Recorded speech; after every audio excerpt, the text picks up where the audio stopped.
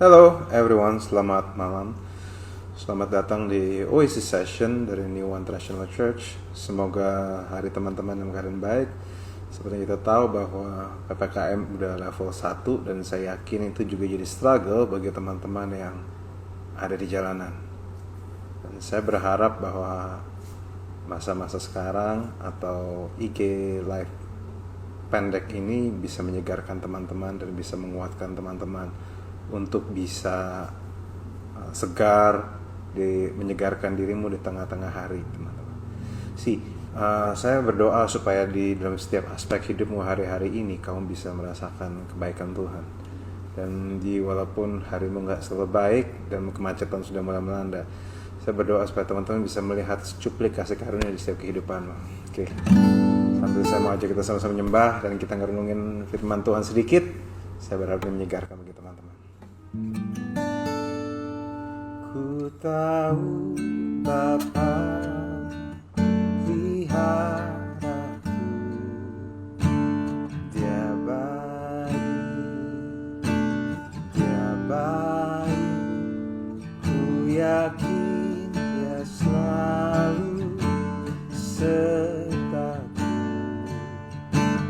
Dia baik bagiku. Ku tahu Bapa peliharaku, Dia baik, ku yakin Dia selalu sertaku. Dia baik bagiku. Katakan yuk. Ku tahu Bapa peliharaku, Dia baik, ku yakin Dia selalu sertaku. Dia baik bagiku. Lewat badai cobaan, semuanya mendatangkan kebaikan. Ku tahu Bapa peliharaku, Dia baik bagiku. Oh, katakan sama-sama teman-teman dimanapun kau berada yuk. Ku tahu Bapa peliharaku,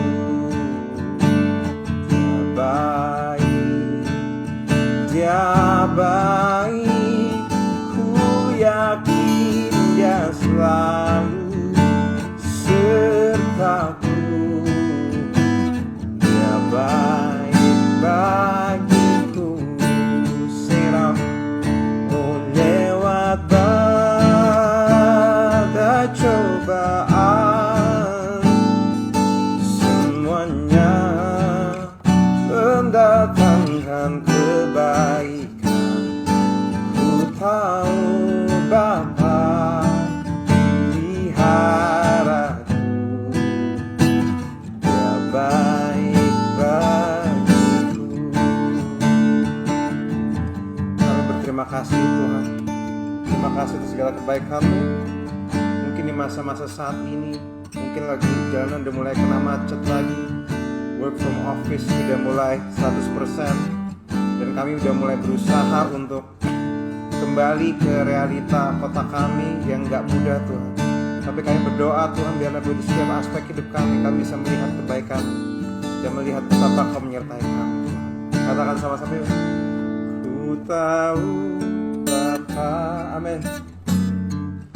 Oh thank you Lord, Dia baik, oh selamanya Kau baik, ku yakin Kau selalu sertaku. Dia baik bagiku. Katakan sama-sama. Ku tahu Bapa peliharaku,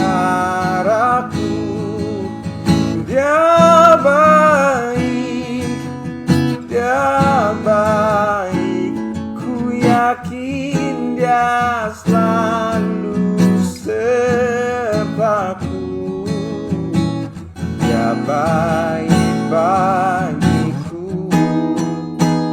Oh, lewat badai cobaan, semuanya mendatangkan kebaikan. Ku tahu Bapa peliharaku. Dia baik bagiku. Oh, ku tahu Bapa peliharaku. Serang, oh dia baik, dia baik. Ku yakin dia selalu sertaku.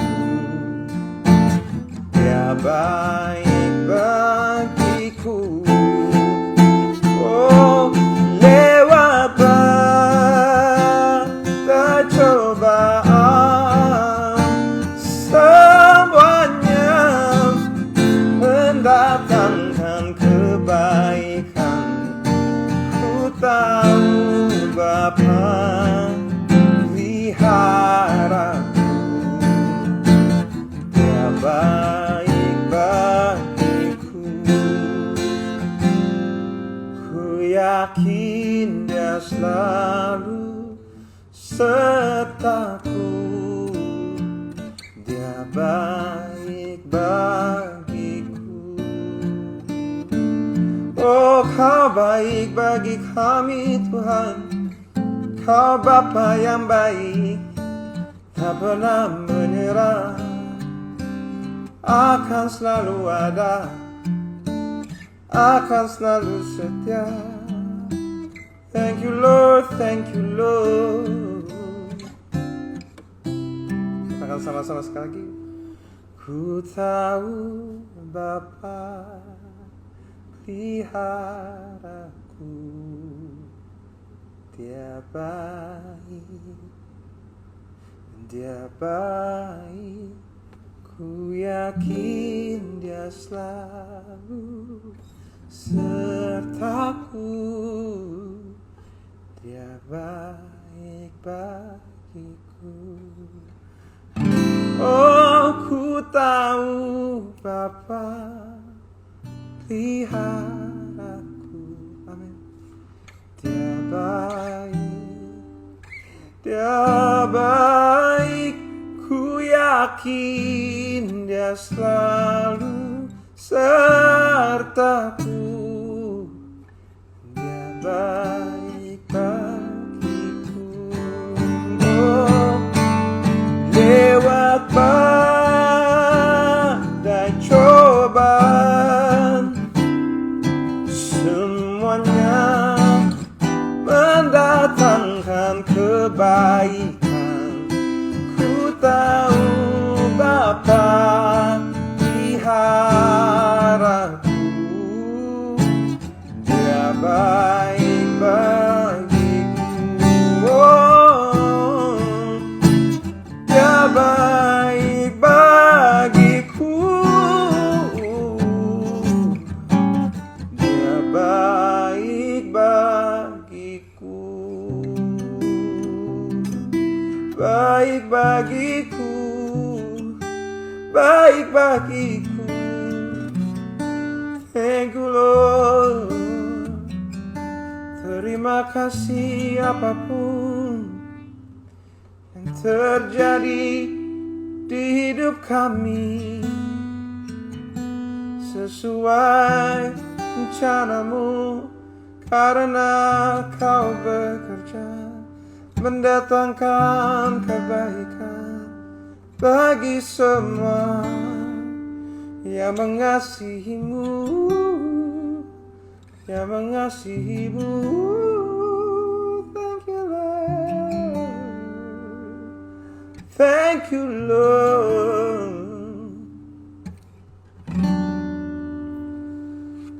Kamu berdoa buat semua yang ada di sini Tuhan. Kami tahu gak semua di dalam keadaan kami, ada keadaan terbaik. Kami tahu bahwa kami keadaan mental kami, keadaan jiwa kami gak selalu baik.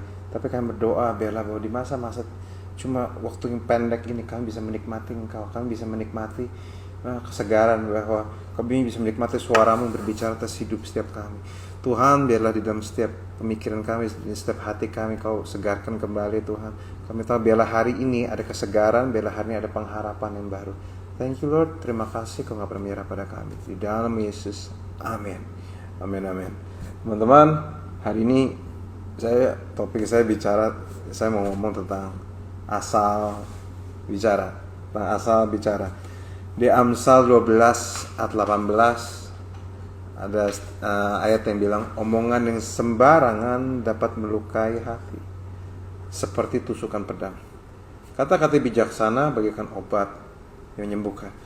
Teman-teman tahu nggak bahwa ada kuasa dalam sebuah perkataan?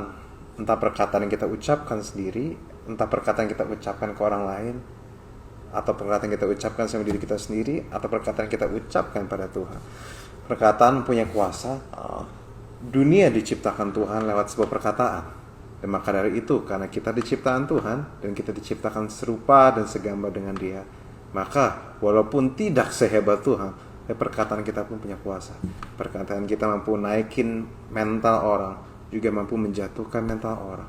Jadi kadang kita harus hati-hati dengan apa yang di mulut kita. Teman-teman, saya ingat tentang perkataan.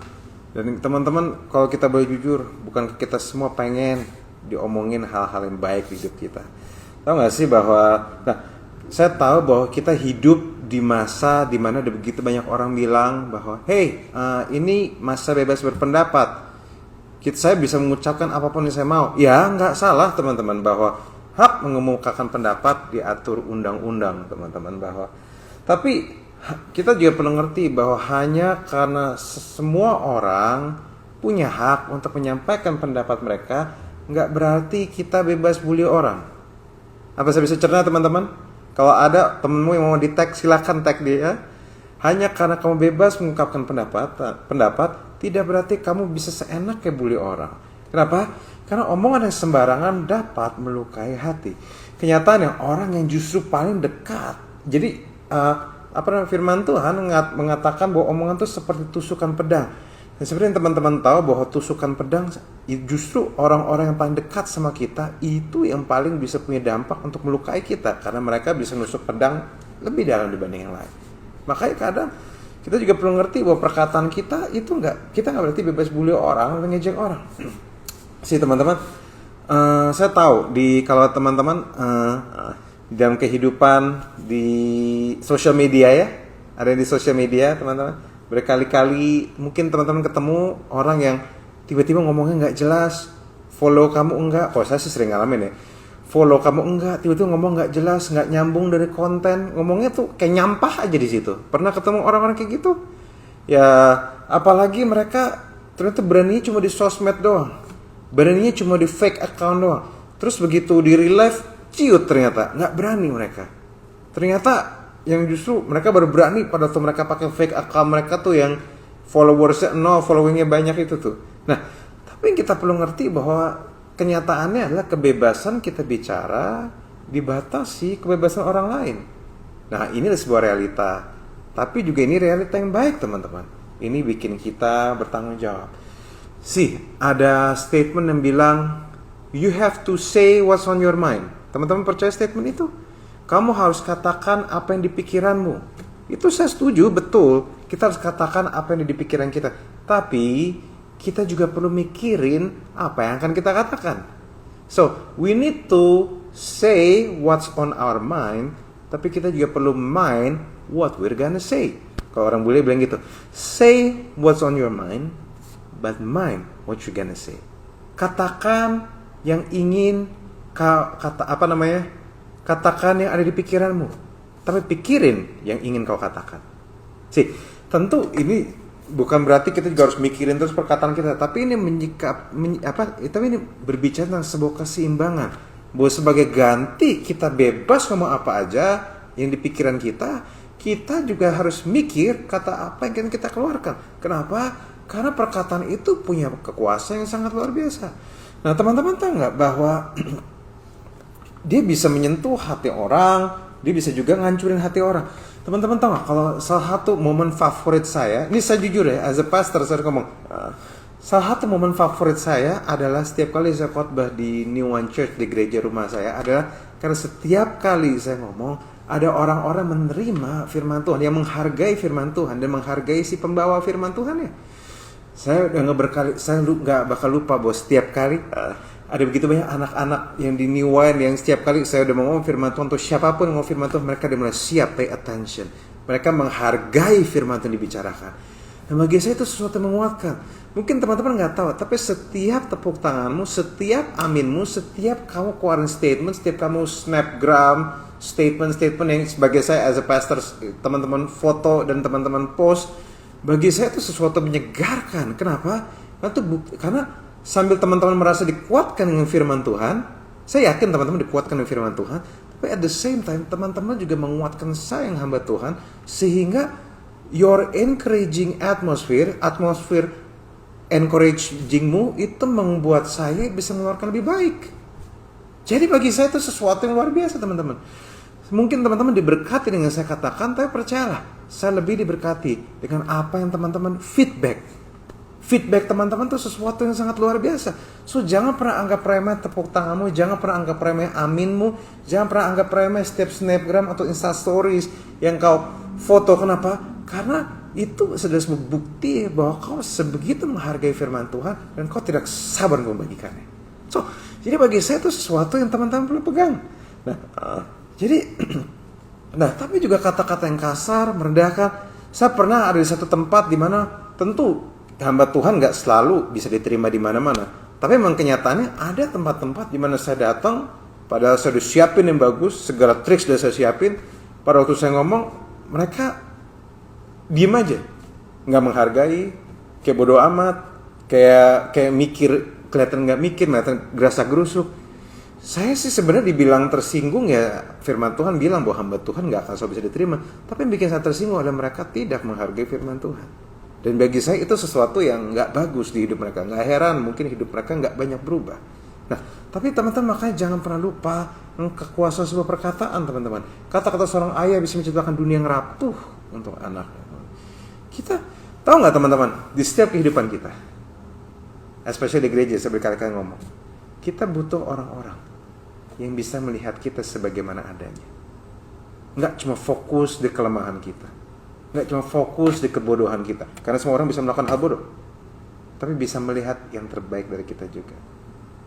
Kenapa? Karena saat seseorang punya kata-kata yang encouraging dan bisa melihat yang terbaik dari orang, nomor satu, itu Alkitabiah. Kedua, itulah tanda-tanda orang yang hidupnya dipenuhi kasih karunia. Kenapa?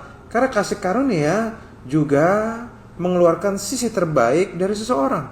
So, teman-teman jangan sampai kamu kalah dengan kata-kata yang merendahkan. Tentu bukan berarti gini, saat saya bilang kata-kata menguatkan, saya tidak bicara soal toxic positivity ya teman-teman. Teman-teman pernah dengar kan toxic positivity yang kayak segala sesuatu harus dipositifin. Ada orang habis ditabrak, lihat baiknya aja. Ada orang habis kecelakaan, udah yang penting masih selamat. Itu kan kayak toxic banget positivity, kayak segala sesuatu dipositifin. Padahal kita juga tahu segala sesuatu yang positif tidak selalu baik. COVID kita dapat positif, kan nggak lucu teman-teman. Nah, tapi at the same time, ini saya nggak ngomong soal itu. Tapi saya mau ngomong soal kata-kata menguatkan adalah kita belajar melihat seseorang dari kacamata kasih karunia.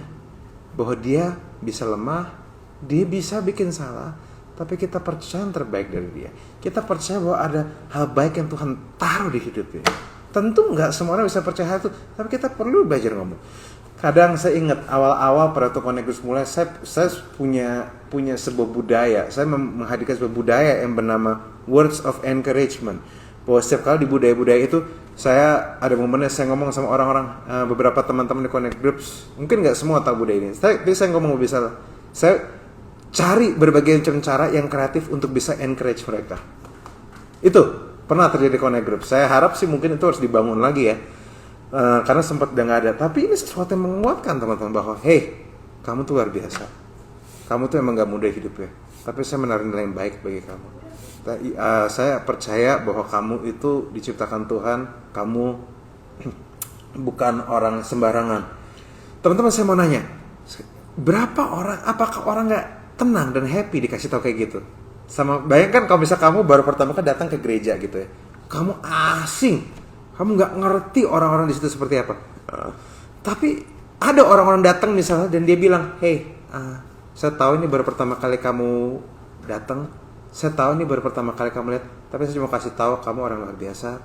Saya tahu kamu nggak mudah hidupnya, tapi saya tahu kamu orang luar biasa. Tuhan nggak pernah menyerah sama kamu. Saya tahu bahwa Tuhan itu baik, dan saya tahu bahwa rancangan Tuhan itu penuh damai sejahtera.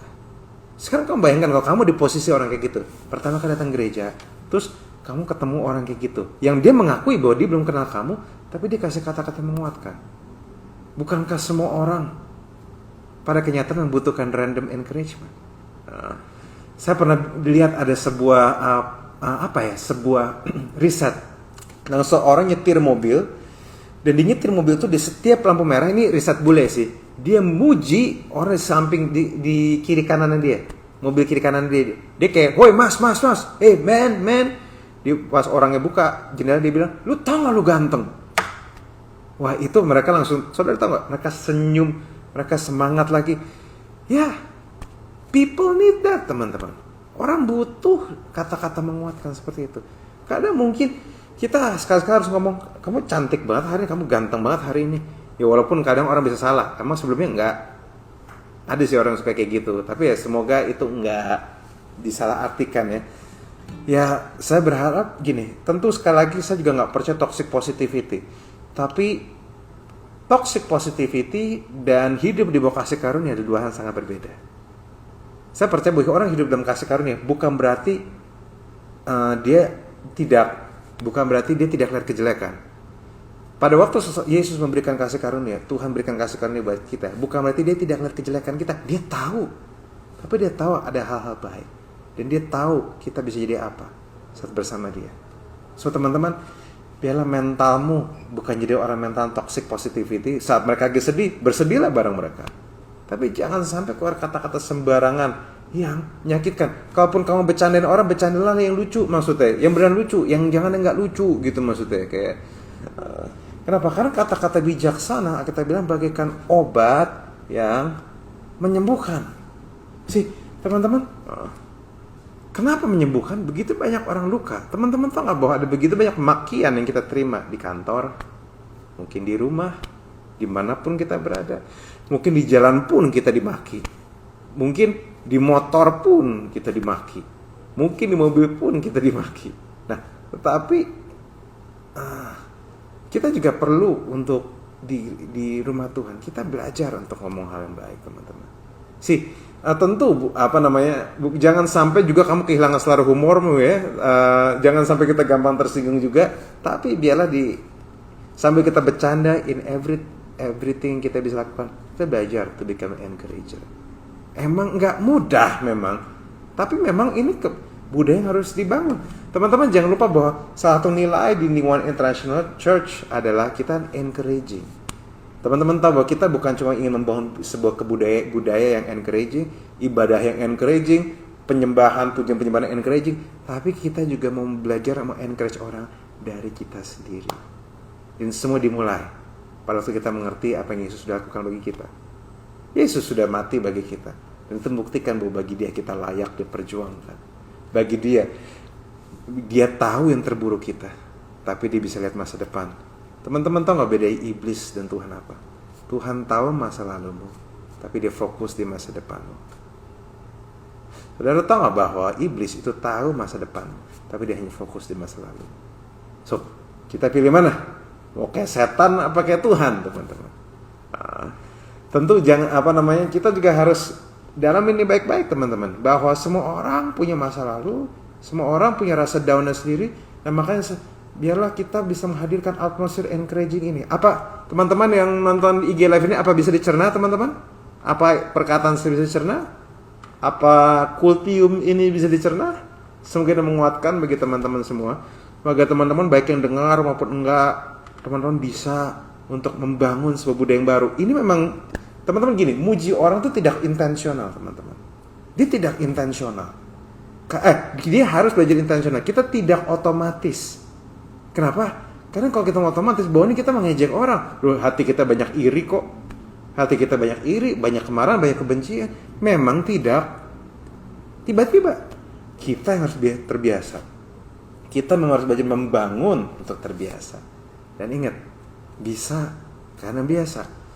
Semakin kita terbiasa nggak toxic positivity, semakin kita